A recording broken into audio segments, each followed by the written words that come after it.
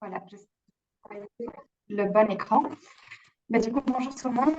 Je vais faire ici une présentation sur tout ce qui est gestion d'eau et spécifique pour tout ce qui est potager.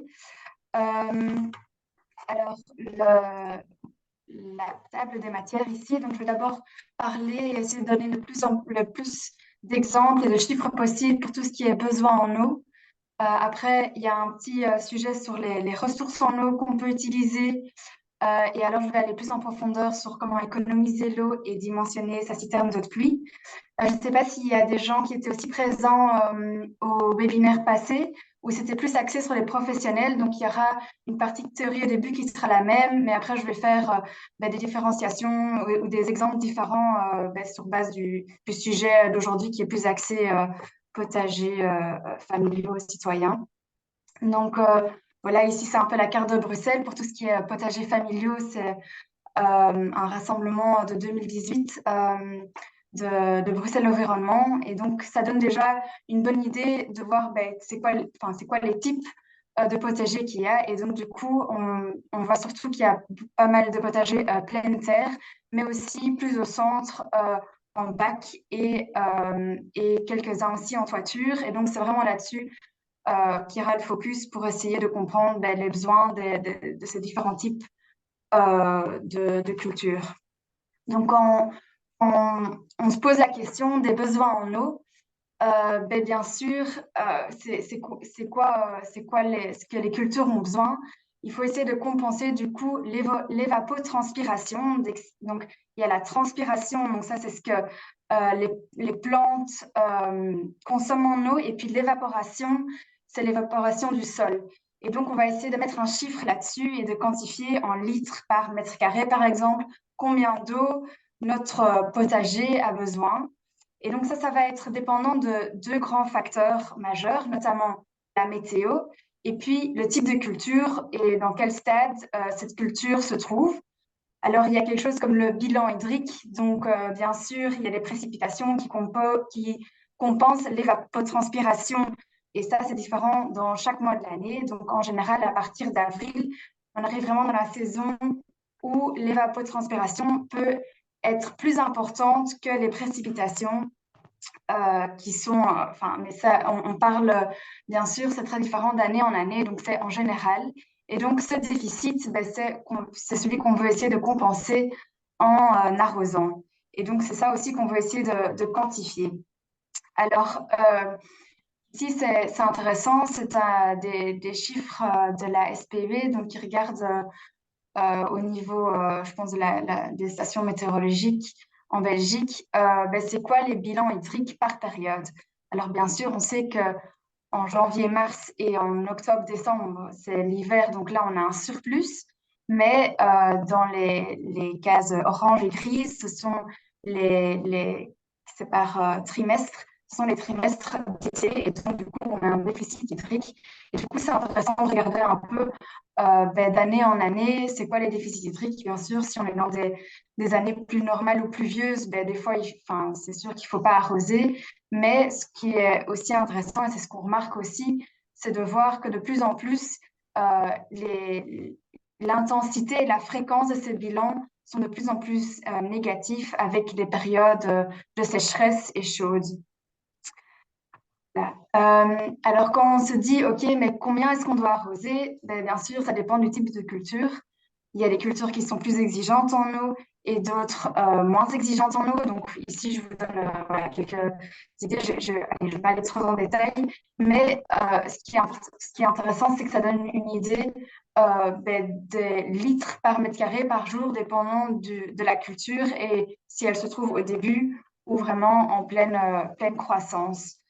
Donc, par exemple, quand on est dans des jours chauds et que c'est une culture qui se trouve en pleine croissance, on peut arriver à des 4 à 5 litres par mètre carré par jour.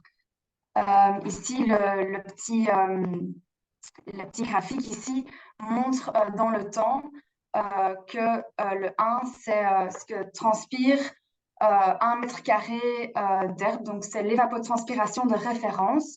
Et donc, l'évapotranspiration de référence, si on veut avoir une idée, c'est des chiffres aussi qu'on trouve sur les stations de l'IRM. C'est un coefficient qui est calculé chaque jour sur base des stations météo. Et donc, chaque jour, on peut aller voir c'est quoi l'évapotranspiration de référence pour 1 mètre carré d'herbe. Et donc, du coup, en hiver, c'est plutôt des chiffres de 1 à 2 litres par mètre carré par jour, tandis qu'en été, on se trouve à les 5, si c'est vraiment des jours très chauds, 5 à 6. Et donc, du coup, si on se trouve au début ou en pleine croissance de notre culture, ça va varier. Donc, on va prendre une fraction de cette évapotranspiration ou pas. Et c'est comme ça qu'on arrive en fait à quantifier tout au long de la saison, c'est quoi nos besoins pour notre potager, pour les cultures qu'on met. Voilà, vu que c'est surtout des cultures maraîchères qui sont plus intensives en eau. Euh, alors maintenant, on sait combien notre culture va évapotranspirer, mais bien sûr, il y a aussi notre sol. Et notre sol, c'est un peu comme notre réserve d'eau. Il faut le voir comme une éponge qui absorbe de l'eau et donc ça peut varier entre un seuil de très humide à peu humide. Et pour les plantes, on veut être entre des seuils spécifiques. Donc en termes agronomiques, on parle enfin voilà, c'est je vais les mettre ici parce que c'est mon prochain graphique. On veut être entre le point de flétrissement. Donc ça, c'est un seuil. Si on arrive près du point de flétrissement, si on arrive en dessous, la plante va avoir du stress, un stress hydrique, et donc va moins avoir une croissance réduite. Et alors, il y a un seuil maximum, dans le sens que c'est la capacité, on appelle ça la capacité au champ. Ça veut dire que si on arrive au-dessus de ce seuil, que le sol est plus humide que notre capacité au champ, mais le sol ne va pas être capable à retenir cette eau dans le sol. Et donc, c'est un peu comme si on va donner trop d'eau et que ça va drainer vers des couches plus profondes dans notre sol. Donc, dans ce cas-là, si on donne trop d'eau, c'est un peu comme si on va surirriguer et du coup, c'est pas très efficace. Donc, on veut idéalement être entre ces deux seuils-là. Mais ces deux seuils-là, ce serait trop facile. Ils ne sont pas les mêmes dépendant de quel type de sol on se trouve. Si on se trouve dans un sol sableux, limoneux ou argileux, ces seuils vont être différents. Donc, c'est ça qui fait qu'on ne peut pas donner un chiffre exact parce qu'il faut comprendre les propriétés de son sol et comment il est composé. S'il est très sableux, il va avoir un point de capacité au champ assez bas, donc ça va vite drainer, ça retient moins fort l'eau, tandis que quand on est dans un sol argileux, c'est plutôt l'inverse. Et donc, du coup, ici, dans le petit tableau, on a une idée. Bon, c'est des chiffres généraux pour certains types de sols. Mais donc, ici, on a une idée de combien de réserves d'eau on a par centimètre de sol disponible pour les racines. Donc, voilà. Alors, bien sûr, on a notre type de sol, mais dépendant enfin, on se pose souvent la question, du coup, quand est-ce qu'il faut arroser? Ça dépend du coup du type de sol, mais aussi des types de cultures qu'on a. Et du coup, parce que certaines cultures, quand on pense à des semis, logiquement, ils vont que quelques centimètres dans le sol, tandis que quand on arrive vers des cultures des laitues, elles commencent vers 20 à 30 centimètres et puis au fur et à mesure, ça va jusqu'à 50 centimètres. Et les racines de tomates, elles peuvent aller jusqu'à 1 mètre de profondeur au sol. Et ça, c'est tout le volume de sol auquel elles ont accès pour aller capter l'eau. Donc ça aussi, ça a un impact sur le timing de quand irriguer ces cultures. Et alors ici, l'image montre aussi que bien sûr, ça peut être réduit si par exemple il y a une couche compactée ou une couche impénétrable très argileuse qui fait que les racines ne peuvent pas s'étendre en plus profond. Et donc ça va aussi réduire le volume de sol dans lequel elles peuvent puiser l'eau. Et donc du coup, ça peut avoir comme impact qu'il faut du coup arroser plus fréquemment vu qu'elles ont un moins grand volume de sol disponible. Du coup, tout ça, c'est intéressant. Mais comment est-ce qu'on va du coup essayer de mettre un chiffre là-dessus? Le facilitateur a développé, ensemble avec le facilitateur Aude de Bruxelles, un outil Citerne qu'on appelle, et cet outil, il aide en fait à quantifier les besoins en eau dépendant des types de cultures qui sont cultivées euh, sur la parcelle. Et on l'a aussi adapté légèrement pour tout ce qui est culture potagère, vu que c'est souvent des mix de différentes cultures, de différentes saisons. C'est différent quand on regarde vraiment vers une culture en plein champ qui est focusée sur une ou deux cultures. Alors on sait exactement c'est quand le pic de besoin en eau.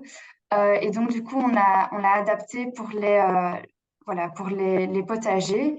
Et je vais vous présenter dans les slides suivants euh, comment il fonctionne en grande ligne, parce que j'ai pris un exemple d'un potager, euh, mais voilà, c'est assez spécifique. Mais ce qui est intéressant du coup dans cet outil, c'est qu'on peut essayer de le fournir avec le plus d'informations précises sur notre situation de notre potager pour vraiment avoir une idée des consommations en eau besoin. Donc ici, j'ai pris quelques screenshots, mais aussi s'il y a des questions aussi plus tard, je peux aller vers l'outil qui est un outil Excel et vous montrer aussi voilà, à quoi il ressemble là-dedans. Donc ici, on a fait l'exemple pour un potager à Berkham-Saint-Agathe. Et du coup, ce qui est important, c'est d'identifier, OK, c'est où vraiment les zones qui ont besoin d'eau et de quantifier vraiment la surface où il y a du maraîchage, parce que d'autres zones, que ce soit plus vergers ou plus qui sont pas cultivées aussi intensément, c'est bien d'aller aller le plus spécifiquement quantifier cette zone en mètres carrés. Aussi avoir voilà, une estimation du pourcentage planté, parce que tout n'est pas tout le temps planté ou utilisé chaque année. Et puis ici, on peut définir différents types de parcelles, que ce soit maraîchage en pleine terre, maraîchage sous abri. Et quand ils sont plantés, si c'est plutôt au début de la saison ou plutôt en juin, ça va avoir un impact parce que du coup, la plante va être en pleine croissance à différents moments de l'année. Et donc, justement, dans des périodes plus chaudes ou plus sèches. Donc ça a un impact sur les besoins en eau. Donc ici, on a fait un petit diagnostic de cette parcelle. On a dit, OK, il y a plus ou moins 55% en maraîchage pleine terre qui sont plantés à ce moment, etc. Et on a dit, OK, il y a plus ou moins autant sous abri, etc. Et donc, on a une idée des mètres carrés dans chaque catégorie. Ensuite, on peut indiquer sur quel sol on se trouve. Comme je l'ai indiqué, cela va définir notre réserve d'eau. On a aussi ajouté, j'en reviendrai plus tard, sur l'effet de la matière organique sur notre réserve d'eau. Donc là aussi, si on a ces infos disponibles sur la teneur en carbone dans le sol, on peut l'ajouter. S'il y a, ici, c'est plus si ce sont des cultures en bac ou en pleine terre. Ici, on a défini qu'il n'y avait pas de limite pour les racines, vu que c'était toutes des cultures en pleine terre. Mais bien sûr, si on se trouve en bac et qu'on n'a que 40 cm de substrat, ça va limiter forcément le volume disponible quand j'en parlais pour les cultures. Et alors, voilà, on donne une indication de quand la culture se trouve, quand elle est plantée, quand sont les dates de récolte, plus ou moins. Et s'il y a du paillage, oui ou non, j'en reviendrai aussi plus tard. Et donc, du coup, ça nous donne voilà, des résultats. Alors, bien sûr, les résultats, euh, c'est logique, mais du coup, ça dépend très fort si on se trouve dans une année pluvieuse ou sèche. Et c'est sous ça un peu la difficulté quand on dit, ben oui, c'est quoi mes besoins en eau? Ben oui, ça dépend très fort du coup de la saison qui va y avoir. Mais donc ici, par exemple, en 2016, qui était plutôt une année pluvieuse, et on voit que pour tout ce qui est maraîchage en pleine terre, mais il n'y a pas besoin d'arroser ces cultures.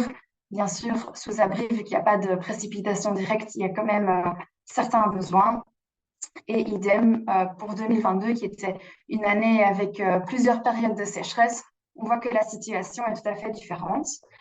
Et du coup, ce que l'outil fait aussi, c'est qu'il donne du coup une quantification sur l'année en cubes d'eau est basée sur les données météorologiques des 10 dernières années. Donc, par jour, on a pris les données météorologiques et du coup, il fait une simulation sur base de ben, si ce serait ça notre, enfin, si c'est ça notre plan de culture sur les 10 dernières années, combien d'eau est-ce qu'on aurait besoin? Et donc, du coup, on voit qu'il y a une grande variabilité d'année en année.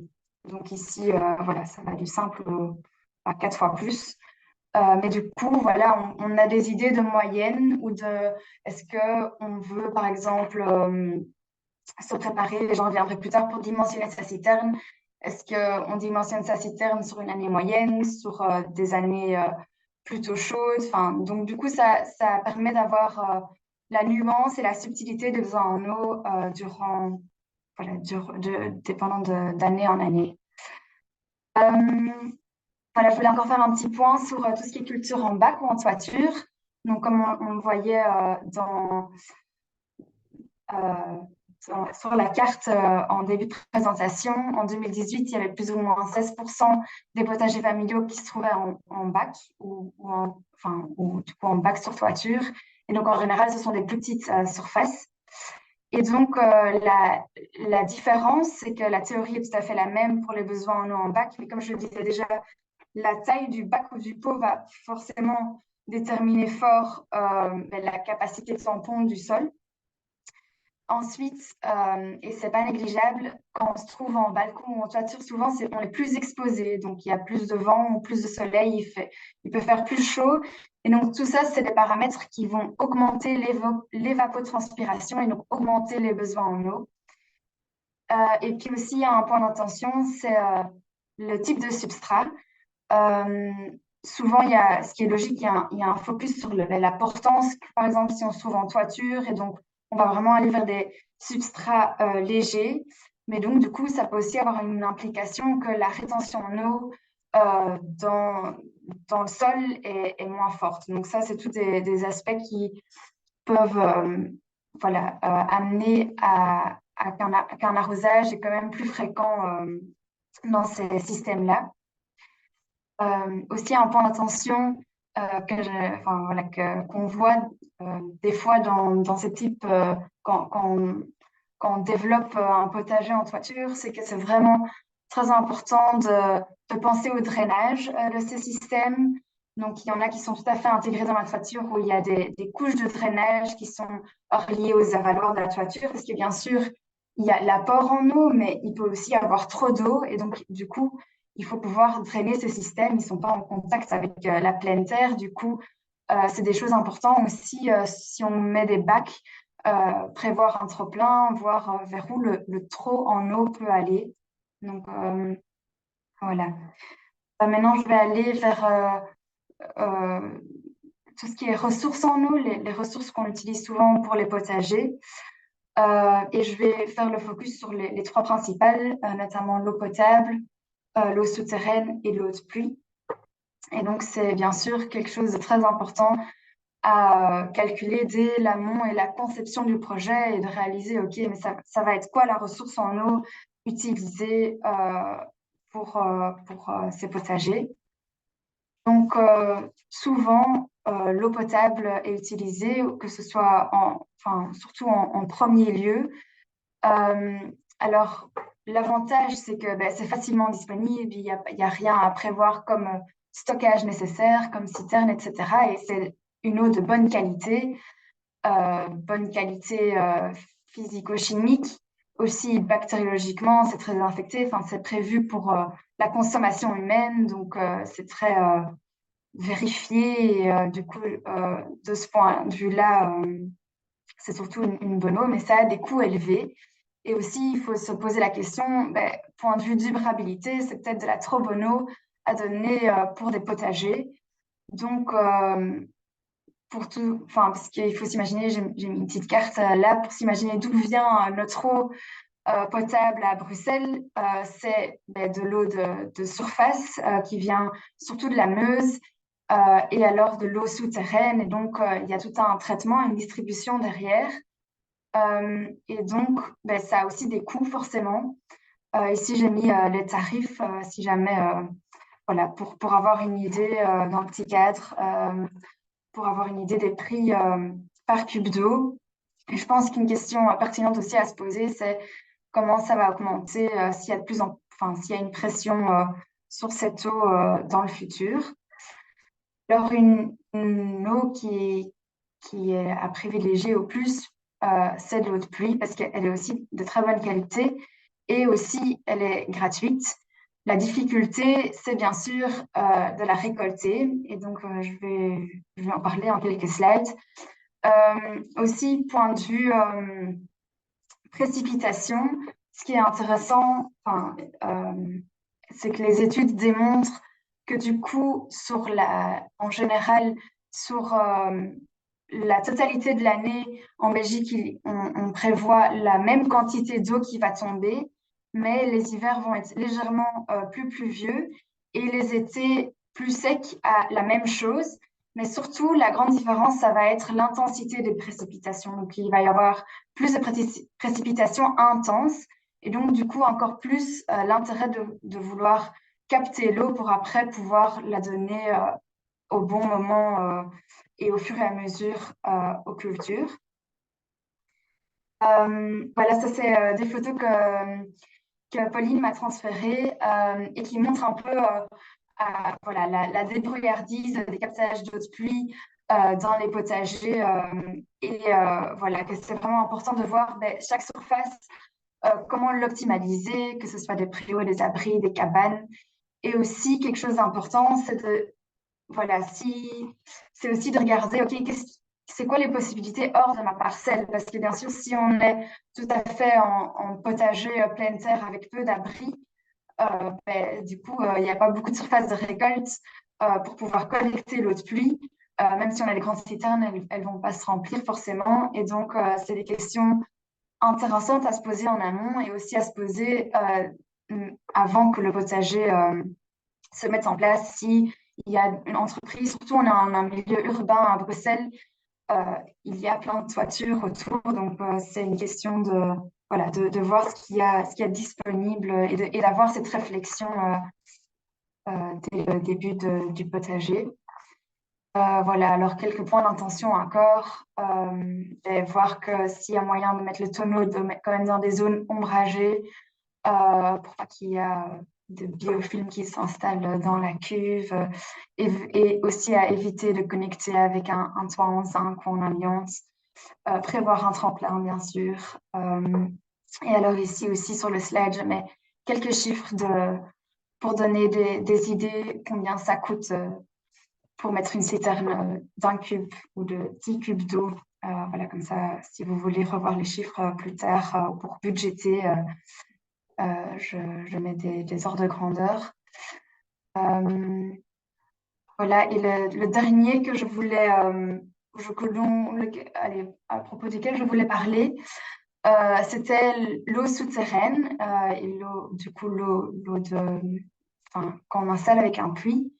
À ma connaissance, à part si quelqu'un sait me contredire, je ne pense pas qu'il y a des potagers qui ont accès à des forages, des potagers citoyens. Donc, souvent, c'est des choses qui sont installées plus dans des cultures professionnelles où il y a un budget qui se fait à long terme, qui est sur 10, 20 ans. Mais voilà, l'eau souterraine, si on veut demander un puits, si jamais ça se met dans un de vos projets, j'en parle. Mais du coup, c'est soumis à un permis d'environnement. L'avantage de la citerne, c'est que du coup, pardon, l'avantage du forage, c'est que du coup, on n'a pas besoin de citerne. Il n'y a pas les frais de prévoir de la place et de prévoir un stockage de l'eau. Et que du coup, en région bruxelloise, en soi, il y a 5 aquifères dans lesquels on puise en général. Et la plupart des aquifères sont de bonne qualité. Donc là aussi, ça dépend très fort de l'endroit où se trouve la parcelle et à quelle profondeur se trouve quelle masse d'eau. Pour l'instant, les masses d'eau sont considérées aussi en bon état quantitatif. Euh, J'en parle aussi parce que en Flandre, il y a pas mal de pression sur ces ressources. Donc, ils essayent aussi de réduire au maximum l'accès à l'eau souterraine. Mais voilà, c'est quelque chose qui est disponible et qui peut, dans certains cas, surtout s'il y a une vision à long terme, pourrait être utile aussi, pourquoi pas, pour les potagers.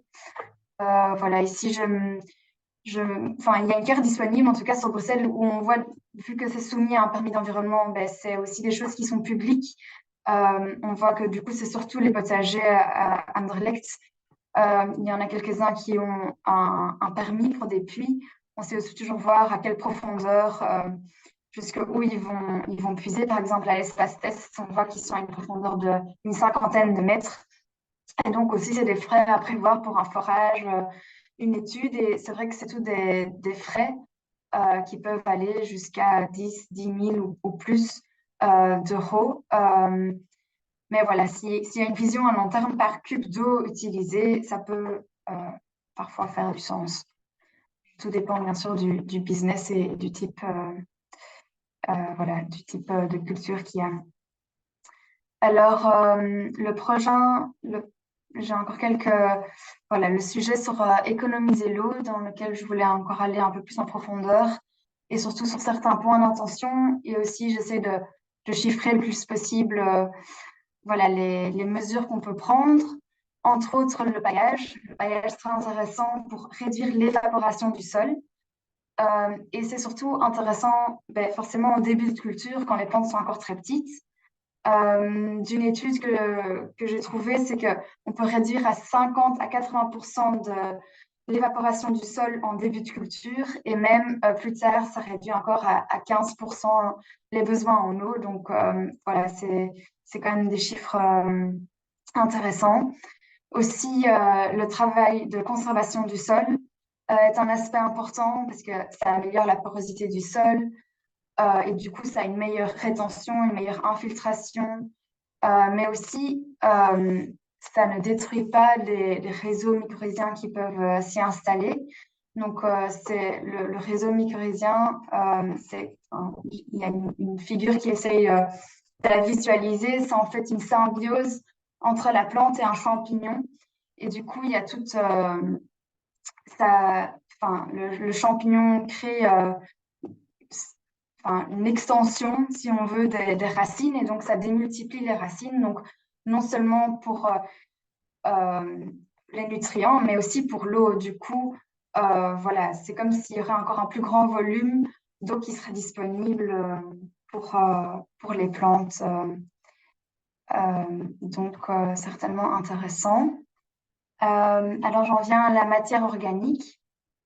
Et voilà pourquoi c'est intéressant, parce que ça augmente aussi la rétention d'eau dans le sol. Alors ici, je montre quelques chiffres aussi d'une étude qui a été faite et qui montre surtout l'effet de la matière organique sur les sols sablonneux. Donc, plus qu'il est sablonneux, plus que ça a un effet. Et voilà, ici, c'est pour donner une idée. Donc, si notre sol a une faible teneur en carbone et qu'il augmente de 1%, par exemple de 0,5 à 1,5, ça aura un effet de 3 à 4 mm dans les 20 premiers centimètres. Donc, si notre plante elle a une racine qui va jusqu'à 20 centimètres, ça aura un effet de 3 à 4 mm sur notre réserve d'eau, ce qui est plus ou moins un jour de chaleur, l'évapotranspiration d'un jour de chaleur. Si voilà, si notre plante va capter jusqu'à 40 centimètres, alors ça double. Et cet effet augmente, enfin, cet effet diminue au fur et à mesure que la matière en carbone augmente. Mais du coup, voilà, c'est pour montrer l'effet positif. Et donc, enfin, je ne vais peut-être pas aller dans le détail de ce graphique, mais on voit surtout que ça a un effet sur les seuils dont lesquels je parlais, sur plus dans les types sablonneux, et que cet effet diminue quand on se trouve dans des sols argileux qui ont déjà en soi une bonne rétention en eau. Alors, pour tout ce qui est technique d'arrosage, Il y a pas mal de fiches qui sont disponibles. Je pense que les liens ils sont dans le prochain slide. Voilà, parce que on n'a pas le temps d'aller en détail dans tout, mais il y a enfin, voilà, il y a des timings pour quand arroser pendant la journée. Aussi, ce qui est intéressant à savoir, c'est que c'est mieux de ne pas irriguer trop fréquemment parce que on dit souvent max 2 fois par semaine, si c'est des semaines de haute chaleur, parce que c'est aussi important de forcer les plantes à développer des racines profondes. Donc, si on met un système goutte à goutte et que chaque jour, il y a X litres par mètre carré qui sont fournis, ben, ça ne va pas forcer les plantes à développer des racines profondes et du coup, elles sont moins propices en temps de sécheresse.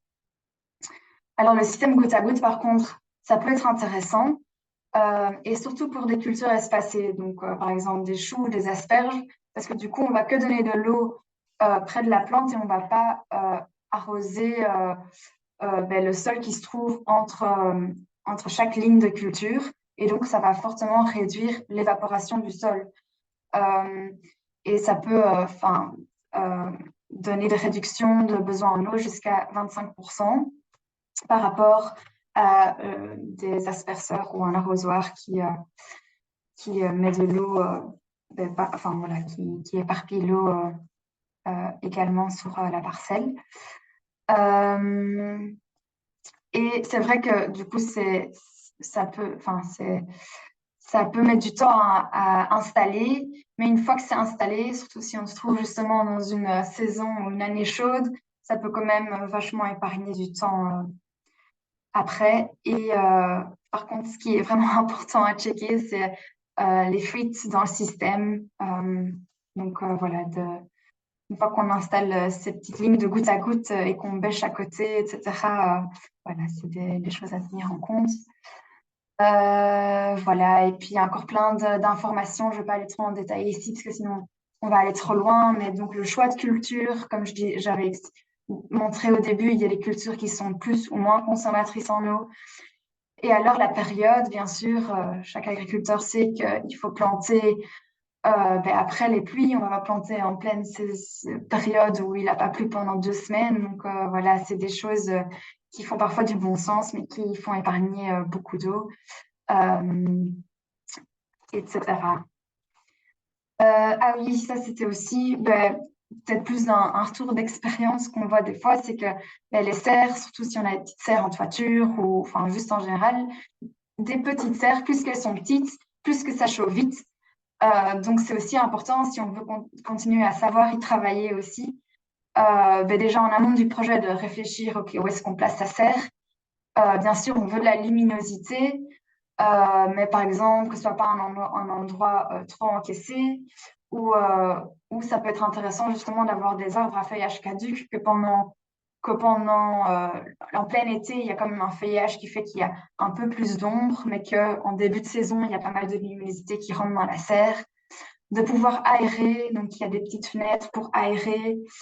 On peut aussi mettre des voiles d'ombrage. Voilà, ici, il y a des photos, ça peut autant être intégré à l'intérieur qu'à l'extérieur.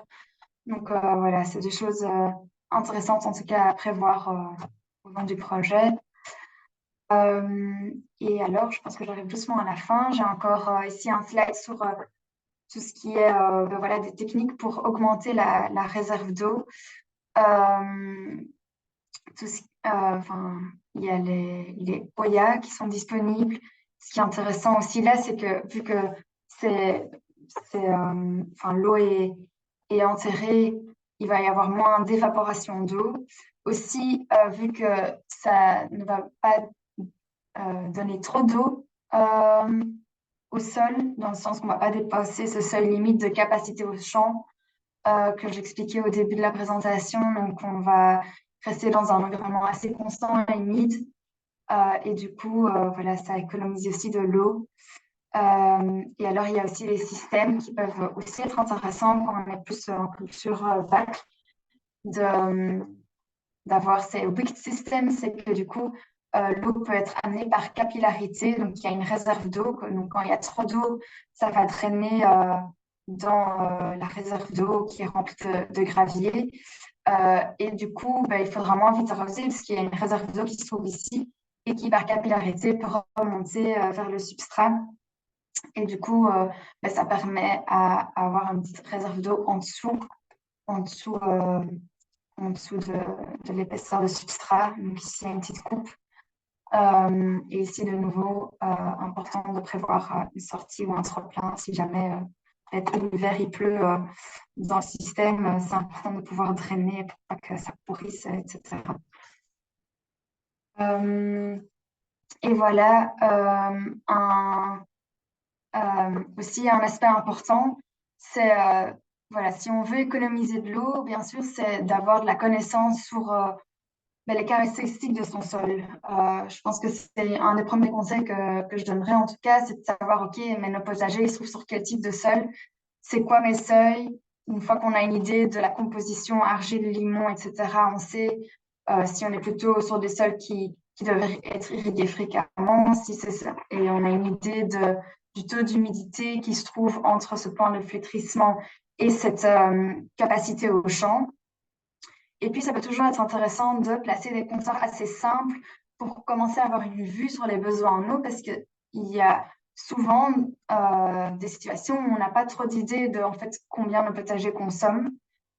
Et si on commence à mettre des compteurs ou des niveaux d'eau qu'on sait dans la citerne, OK, on se trouve où, et d'essayer au fur et à mesure avoir une connaissance sur notre consommation en eau, ça permet aussi dans le futur voilà, d'avoir une idée combien prévoir et comment s'adapter aussi.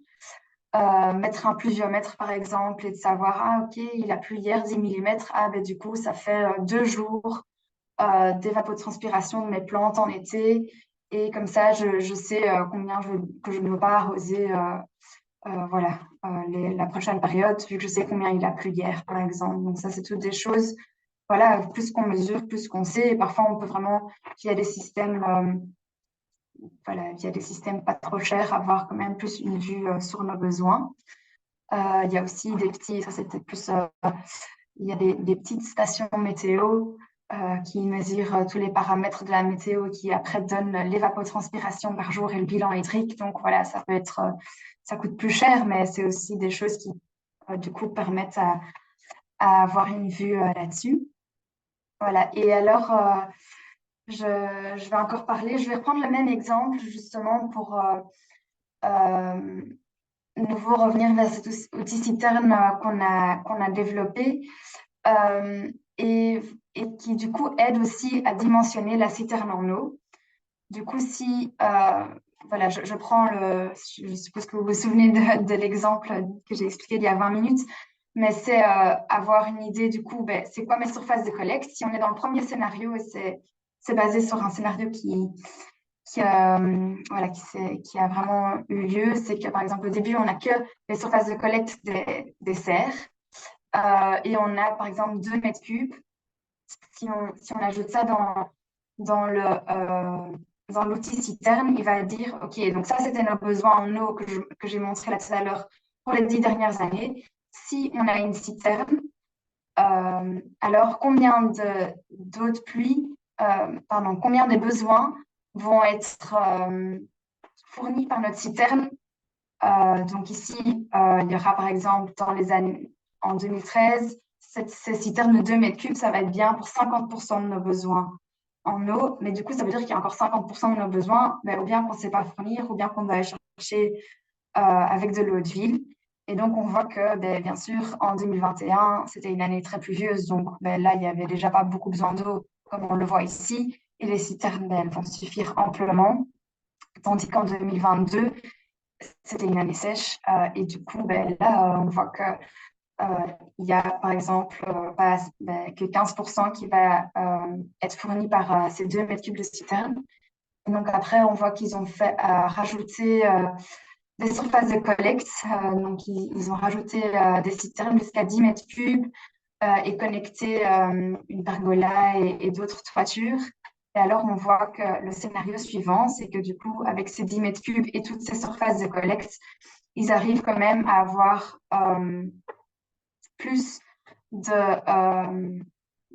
voilà, être plus résilient aux besoins. Mais bien sûr, pendant les années très sèches, comme 2022, 2020, 2018. C'était des années où il y avait des périodes très intenses et très sèches.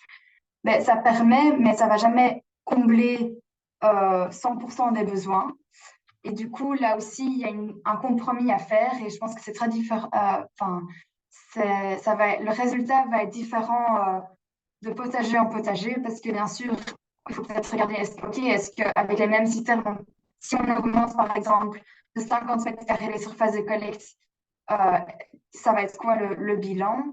Et alors aussi, les coûts, à un moment, on ne peut pas prévoir des citernes qui vont prévoir 100% des besoins dans les années extrêmement sèches, mais on peut avoir comme objectif en disant, OK, si déjà pour toutes les années pluvieuses, normales et moyennement sèches, on est autonome en eau et que dans les extrêmes, on a besoin de X%, voilà, c'est tout des compromis ou des calculs à faire, aussi dépendant de la place qu'il y a, parce que bien sûr, plus grand la citerne, ben, ça va peut-être réduire la surface maraîchère, etc. Donc, c'est toutes des questions à se poser et qui doivent vraiment être vues au cas par cas. Et donc, aussi, voilà, le facilitateur est là pour vous conseiller. Et je pense que je suis à la fin de ma présentation. Donc, voilà, n'hésitez pas s'il y a des questions.